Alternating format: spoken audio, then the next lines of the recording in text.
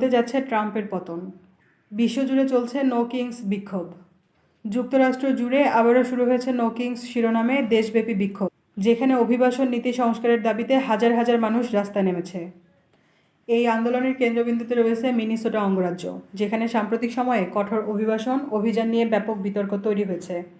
আন্তর্জাতিক সংবাদ মাধ্যম আল জাজিরা জানিয়েছে, যুক্তরাষ্ট্র ও ইরানের মধ্যে যুদ্ধ শুরুর প্রায় 1 মাস পর এই প্রথম বড় ধরনের বিক্ষোভ কর্মসূচি অনুষ্ঠিত হচ্ছে। শনিবার 28 মার্চ শুরু হওয়া এই কর্মসূচি প্রেসিডেন্ট ডোনাল্ড ট্রাম্পের দ্বিতীয় মেয়াদের তৃতীয় দফার দেশব্যাপী নো কিংস আন্দোলন। আয়োজকদের তথ্যমতে যুক্তরাষ্ট্রের 50টি অঙ্গরাজ্য জুড়ে 3300টিরও বেশি কর্মসূচি পালিত হচ্ছে।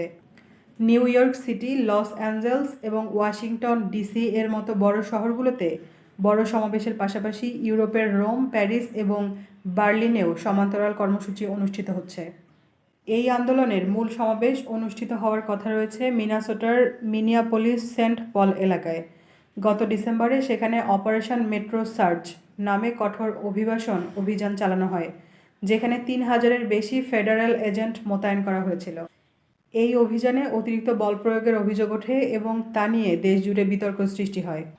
চলতি বছরের জানুয়ারিতে অভিযানের সময় 2 মার্কিন নাগরিক নিহত হওয়ার ঘটনায় জনমনে ক্ষোভ আরও বেড়ে যায়।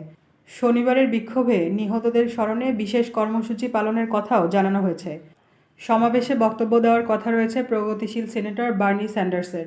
এছাড়াও সঙ্গীত পরিবেশন করবেন ব্রুস স্প্রিংস্টিন এবং জোয়ান বায়েজ।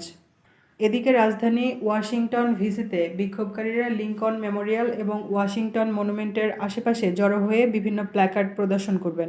উল্লেখ্য, এর আগে জুন ও অক্টোবরেও নো কিংস আন্দোলনে লাখো মানুষ অংশ নিয়েছিল।